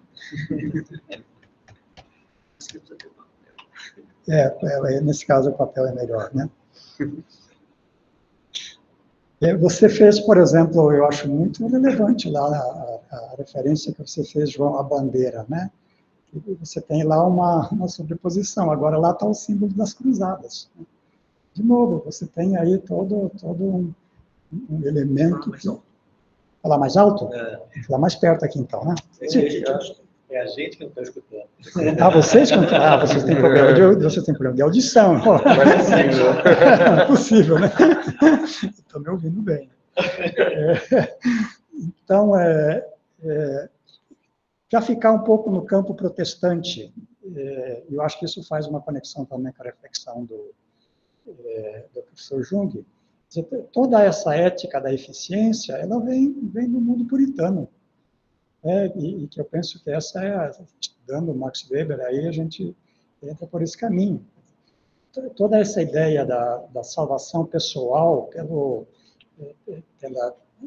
pelo rigorismo ético intramundano, o puritano é o cara que vai no culto domingo, o dia todo, né, de preferência, e trabalha de segunda a sábado. E é um cara... É uma seta, ele não gasta, ele não vai no teatro, não bebe, não joga, e fica rico. Ora, isso é uma evidência, e aí entra o eixo da teologia da predestinação. Quando antes disso, toda a questão, por exemplo, dessa ideia da secularização, da ideia do sacerdócio, tinha muito a ver com o bem do próximo, e não com a própria conta bancária. Eu penso que a gente tem aí uma tarefa de rever todas digamos, esses eixos também da nossa formação teológica. Uma última questão, e aí eu já vou fechando, você fez um pouco de referência a isso, João, no fim, mas é realmente uma dúvida. Você disse, de fato, esse povo acredita nisso, né? A gente teve, num dos encontros que a gente teve, acho que foi no primeiro ou no segundo, a presença do Ramingen, como é que chama? Michel Ramingen, ele falou sobre o fundamentalismo islâmico. Não sei se foi nessa reunião ou foi lá no meu grupo de pesquisa, e eu achei interessante uma questão que ele falou, que, na verdade, esses expoentes do fundamentalismo islâmico, a rigor, não são islâmicos. Eles adotam uma linguagem para se comunicar com o povo crente, mas são capitalistas e que operam fundos e assim por diante. A minha pergunta é assim, essas lideranças políticas, por exemplo, eles acreditam nisso ou eles descobriram uma linguagem para se comunicar com o povo, ressentido por toda uma história de não reconhecimento, né, e se aproveitam disso. Para fechar, e é uma coisa que eu não domino, né, o Jung fez referência ao Pastel, eu acho que a gente tem uma grande dificuldade de entender a metodologia de propagação desse tipo de mentalidade. E com toda essa questão da criação de bolhas de comunicação, sempre criando a partir de coisas existentes, assim por diante, mas criando bolhas fechadas, me parece, assim, com uma capacidade científica muito sofisticada de como isso funciona. Eu participei de uma conversa aí antes das eleições com o Renato Simões, que é um político aqui da região e que hoje tem uma função lá no governo federal. Eu fiquei, assim, fiz uma análise muito sincera e muito honesta, eu acho, de toda a conjuntura política, mas eu tive a impressão, toda essa questão da comunicação midiática em rede, não era um tema, assim, de domínio. Né? Quando se falava, por exemplo, de território, se falava de território geográfico. Mas esse território mediático, que cria comunidades, que fecha, que cria bolhas, e que me parece que tem especialistas que articulam esse tipo de comunicação. Me parece que esse é um dos campos que a gente domina pouquíssimo, né? E que me parece que é talvez uma das principais chaves assim, para a gente entender, não o que está acontecendo, né? Mas por que isso acontece do jeito que acontece. Um pouco assim, muito obrigado pela sua... Eu queria dar os parabéns que vocês estão fazendo esse tipo de levantamento, pesquisa. Eu também penso que a gente, na América Latina, tem uma demanda muito grande de pesquisar esse tipo de fenômeno, que tem a ver também com as nossas condições de trabalho aqui, e assim por diante. Né? Muito obrigado pela sua contribuição.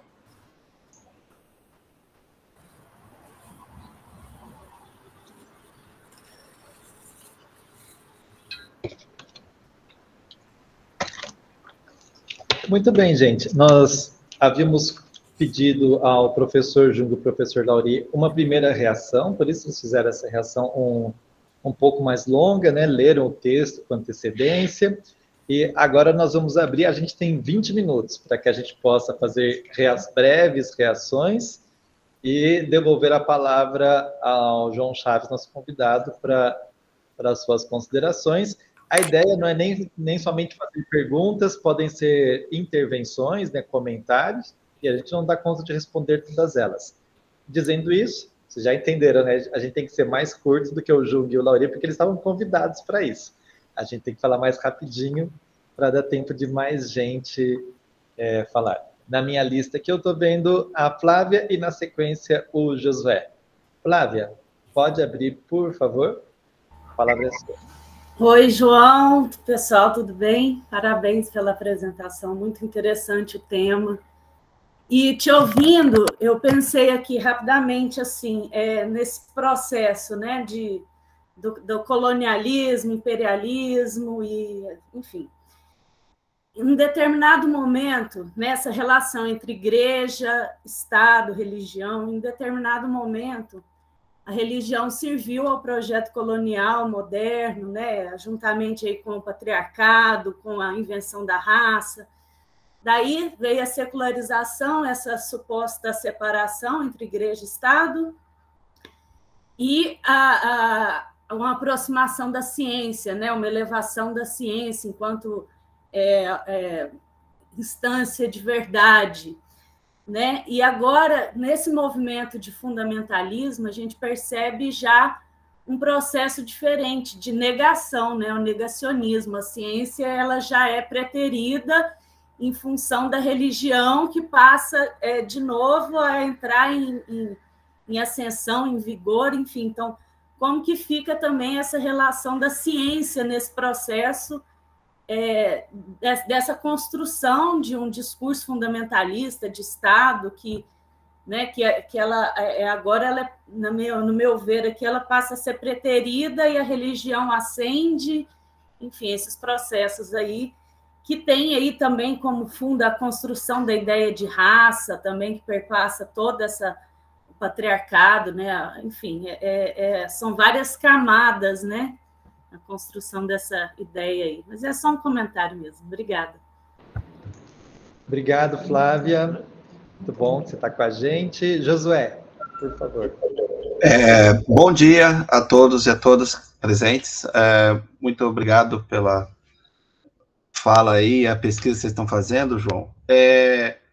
O que eu queria colocar é o seguinte: a gente tem no pentecostalismo dos anos 70, 80, uma rejeição religiosa do mundo, inclusive, por exemplo, a Igreja Assembleia de Deus, as mais tradicionais, digamos assim, elas rejeitam a política, elas veem o mundo como o lugar do pecado e da tentação, e tem uma espera messiânica daquele que é o perseguido, né? O crente é aquele que é perseguido, que é ridicularizado pela sociedade, mas que lá na frente vai ser redimido por Deus. E aí você tem essa virada em que o crente ele está dentro da política, ele está disputando poder e ele está disputando o campo que era o da besta antigamente, né? Porque a besta viria como uma autoridade que ia proibir os crentes, ia perseguir os crentes, ia fechar a igreja e tal. E hoje não, os crentes estão muito à vontade disputando o campo aí com a besta. E aí eu queria saber de vocês nessa pesquisa, como é que vocês estão vendo, quem são os ideólogos, quem são essas pessoas que estão fazendo essa nova teologia evangélica? Obrigado, Josué. Ninguém tem a mão levantada, então eu devolvo a palavra para o João. Muito obrigado a todos. Eu, enfim, tenho aprendido aqui já bastante com todos vocês. Eu agradeço demais e concordo com muito do que foi dito. Acho que existe um espírito de continuidade, né, que se você dá um passo para trás e olha assim, a conjuntura da história do cristianismo, é uma repetição de muita coisa, né? Tem um teólogo americano, afro-americano, chamado William J. Jennings, Willie Jennings, que ele fala que o cristianismo tem uma arquitetura racial, falando da questão de estruturas racializadas. Talvez fosse apropriado dizer, de maneira mais abrangente, que o cristianismo, de certa forma, tem uma arquitetura que se tendencia em direção tem uma tendência em direção ao autoritarismo, né? Eu acho que isso tem diversas manifestações históricas desde a Igreja Antiga Medieval moderna e em diante. Mas então, diante disso, eu vejo muito mais continuidade nisso do que quebras, né? Então, aqui, essa questão da teologia do domínio, por exemplo, como o Jung falou, que surge parcialmente aí da ineficiência da teologia da prosperidade como ferramenta para abrir espaço para um tipo de prosperidade, de certa forma, como frustrações de cristãos que não veem mais prosperidade porque não estão em um contexto de uma economia que cresce. Se eu entendi bem, isso faz parte dessa dinâmica. Eu acho interessante pensar dessa maneira. Né, eu achei interessante também mencionar as aspirações de domínio de aspectos da teologia da libertação nos anos 70 e 80. Ao mesmo tempo, as agendas culturais de supremacia no protestantismo brasileiro, eu sei que existem diferentes assentos nessa dinâmica, já existia na visão de mundo da grande maioria dos missionários que chegam no Brasil no século XIX. Então, de certa forma, a questão da família, essa questão do conservadorismo, do conservadorismo social muito forte e reacionário, já vem, principalmente com a chegada de um grande número de missionários americanos que já tinham esses embates nos Estados Unidos, que tinham como protestantismo uma voz numa cultura majoritária. Então, apesar de eles estarem no protestantismo que não era muito grande, no princípio, eles já vêm com a mentalidade de maioridade cultural, que traz consigo essas visões de país. Então, ao mesmo tempo que você tem aí, para mencionar um pouco o que o Josué falou, por exemplo, em termos do pentecostalismo nos anos 70 e 80, vê a política como, né, uma esfera de rejeição, né, que uma esfera de que a besta dominava. Você vê isso também, de certa forma, nos Estados Unidos até a Segunda Guerra Mundial, quando um pentecostalismo que era, de certa forma,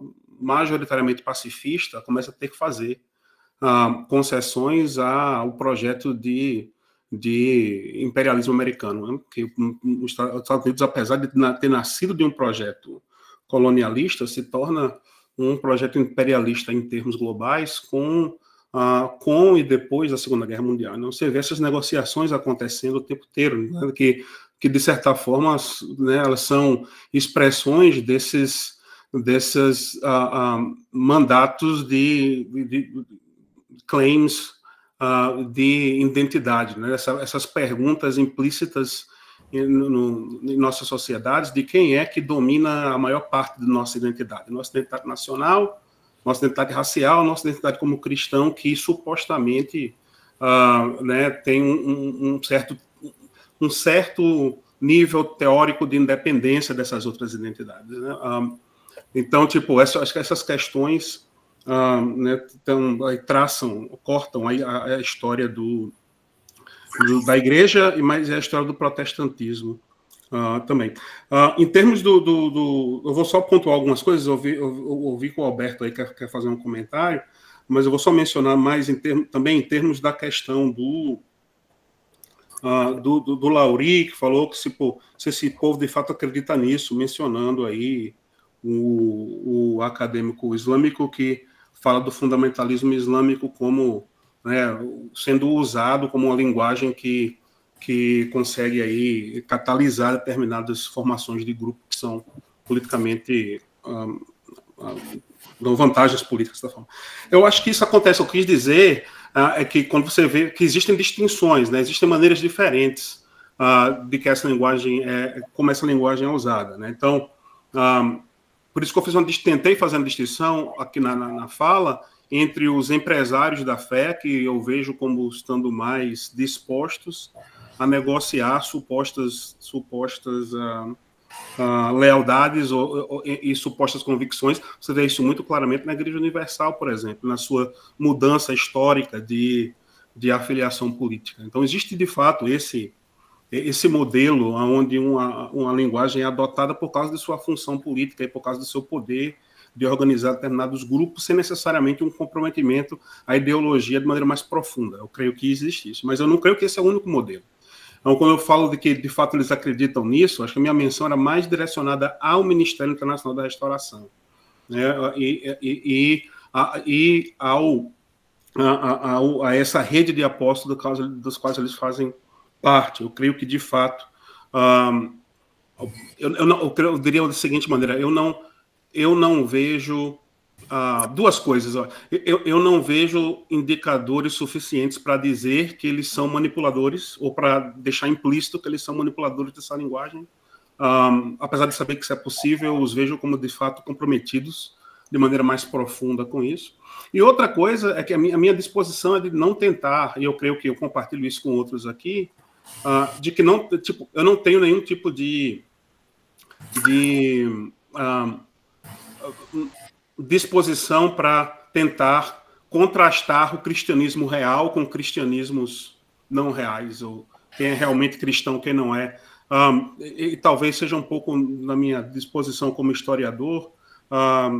Eu não estou em busca de um cristianismo puro, ou mais puro, ou melhor. Minha tendência maior é acreditar que essas pessoas se veem como cristãos e eu acredito que são. A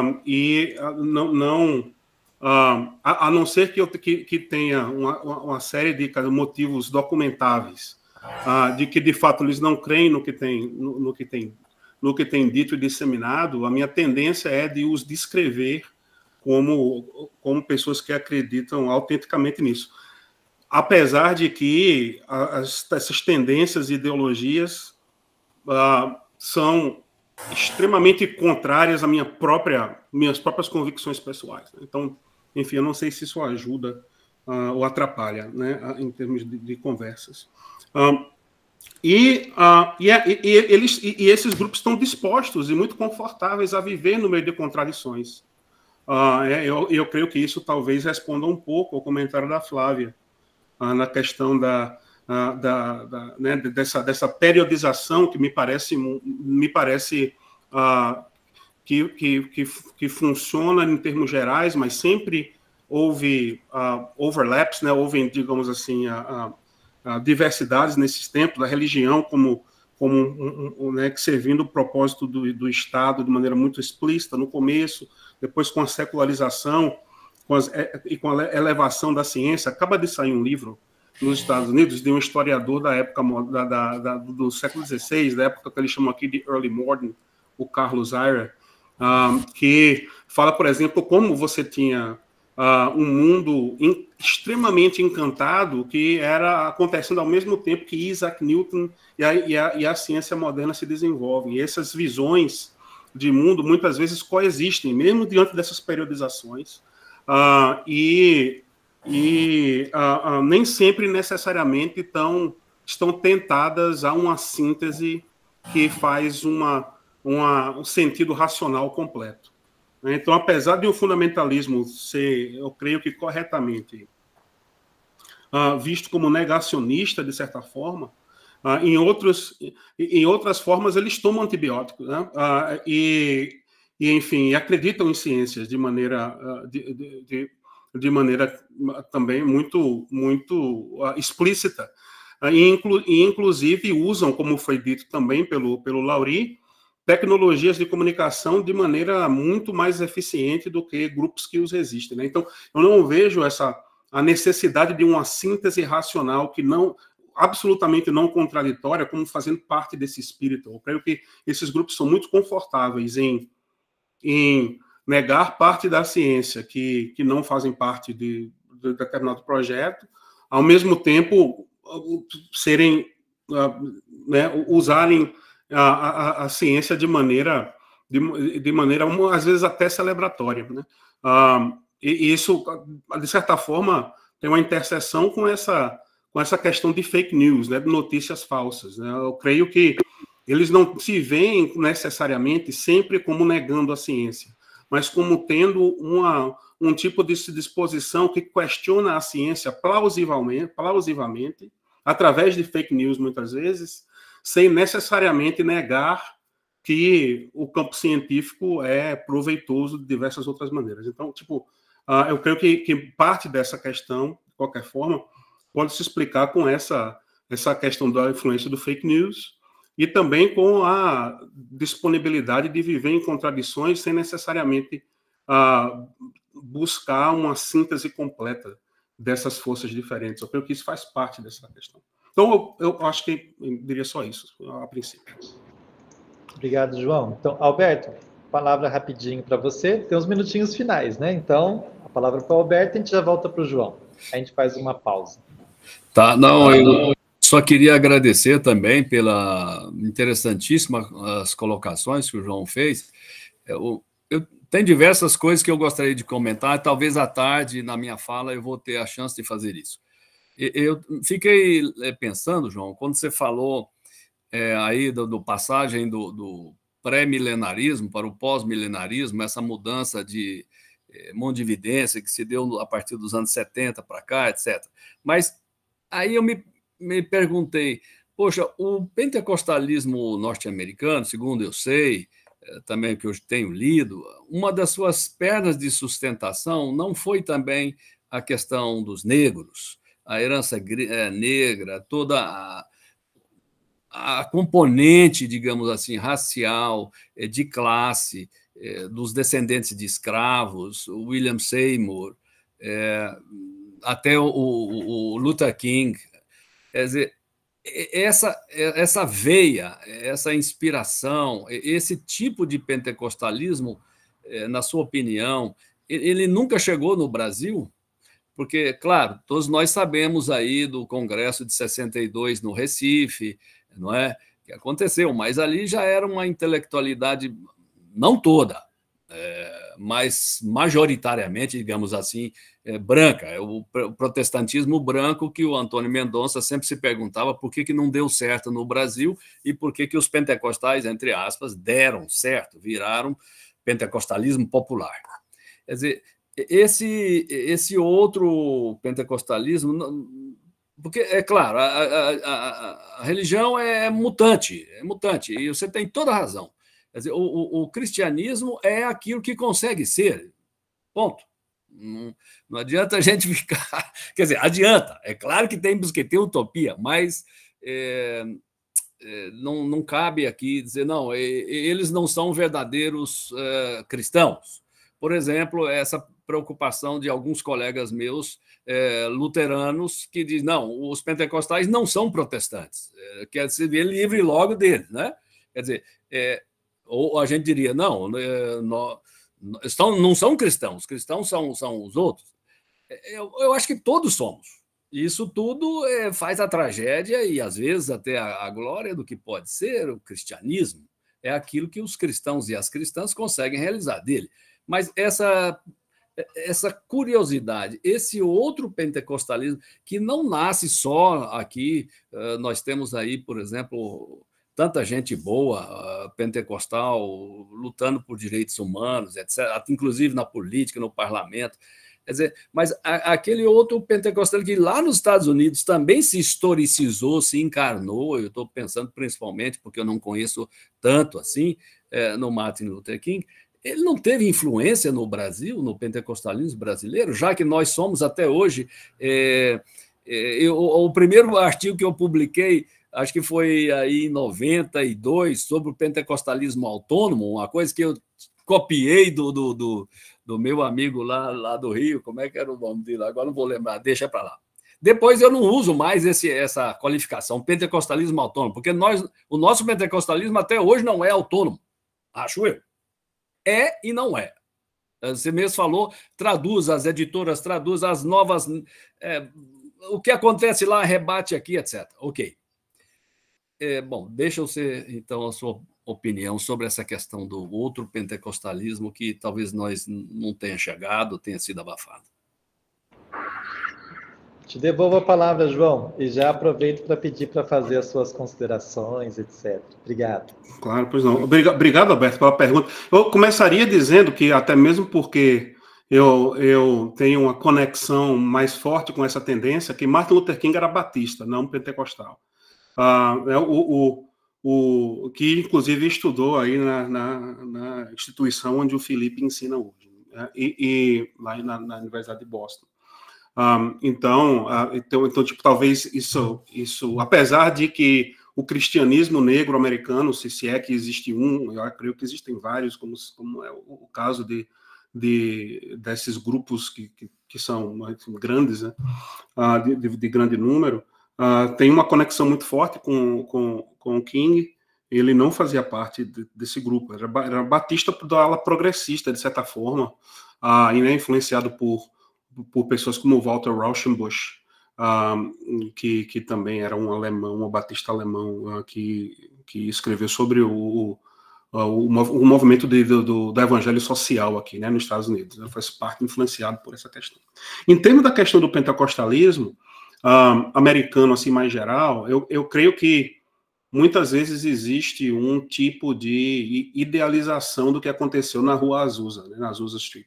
O pentecostalismo originário, de fato, era muito mais diverso do que se vê em muitas coisas hoje. Não se sustenta dessa maneira. Tanto é que você vê denominações pentecostais negras e brancas, predominantemente brancas, se formando muito depois. E em termos de gênero também, você vê a igreja quadrangular começando com uma mulher, a Amy Semple McPherson, e se tornando uma denominação masculinizada logo depois. Você vê isso de maneira, ele fala de maneira sociológica mais geral, onde, e talvez aí usando o velho paradigma, né, do seita para a igreja, esses movimentos têm um potencial mais para sustentar diversidades de maneira mais abrangentes, quando são menores e quando são maiores, e começam a ver essa mobilidade social de seus membros, e aí eles passam a tomar de maneira mais explícita a forma da sociedade em que estão inseridos de maneira mais geral. O pentecostalismo, certamente, de maneira geral, ele se desenvolve nos Estados Unidos dessa maneira. Então, se você for para a Church of God in Christ, por exemplo, que é o pentecostalismo mais negro estadunidense, você vai ver um tipo de pentecostalismo que nas Assembleias de Deus, que hoje são predominantemente brancas nos Estados Unidos, não se manifestam da mesma forma. Então, acho que a história do cristianismo americano, que eu quero dizer, o pentecostalismo americano não continua de maneira sustentável, em termos de sua diversidade interna, da maneira que aconteceu na Rua Azusa. Tanto é que você vê hoje teólogos progressistas e historiadores progressistas pentecostais querendo resgatar o espírito da Rua Azusa para o pentecostalismo americano atual, já reconhecendo que aquele espírito de diversidade não existe mais, deixou de existir no processo de seu desenvolvimento nos Estados Unidos. Então, acho que existem outras divisões também. Você vê, por exemplo, a igreja apostólica, uma denominação apostólica de predominância mexicana-americana, que é unitária. Então, tem essa divisão, que existe também com os negros e os brancos, na questão da unitária e trinitária. O pentecostalismo se divide e se distingue de maneiras distintas quando ele começa a crescer nos Estados Unidos. Quanto ao pentecostalismo no Brasil, acho que é importante também lembrar que ele chega no Brasil de maneira muito influente através de redes e fluxos migratórios predominantemente europeu. Então, você vê, por exemplo, o Wingren e o Berg, que são influenciados na Igreja Batista Branca em Chicago, que tem sido influenciada por Azusa, William Durham, sendo pastor daquela igreja. Então, você vê o Berg e o Wingren chegando no Brasil. O Wingren vai ali para uma igreja batista no norte, onde Eurico Nelson, que é um missionário batista do sul, estava, e ali tenta pentecostalizar aquela igreja, não funciona, enfim, isso quebra. Eventualmente é o que nasce a Assembleia de Deus disso. Aí você também tem um fluxo de batistas suecos, que já tinham se pentecostalizado na Suécia. Então, você vê, de certa forma, para falar da Assembleia de Deus, que é numericamente a maior no Brasil, de maneira muito forte, existe essa influência sueca migratória muito forte, que não necessariamente tem em si as mesmas ansiedades que o pessoal na Rua Azusa tinha, por exemplo. Então, a ênfase na questão do espírito, da influência do espírito e dos milagres e do falar em línguas, essas ênfases teológicas, elas se traduzem e transferem nesses determinados diferentes trajetórias do pentecostalismo, mas o espírito, seja ele em articulação ou em prática, de espaços radicalmente diversos, onde essa diversidade é tida como ponto de discussão e prática, não necessariamente se reproduz. Então, eu creio que isso é algo importante a se pontuar. Então, apesar de que, como alguns acadêmicos no Brasil dizem e disseram que a maior religião negra do Brasil, há problemas com essa terminologia, mas de qualquer forma, se foi dito por outros, é o pentecostalismo. Você tem um número muito grande de pessoas de descendência afro no pentecostalismo brasileiro. Ao mesmo tempo, de maneira geral, essas questões de justiça racial não necessariamente são tidas como prioritárias desses grupos. Então,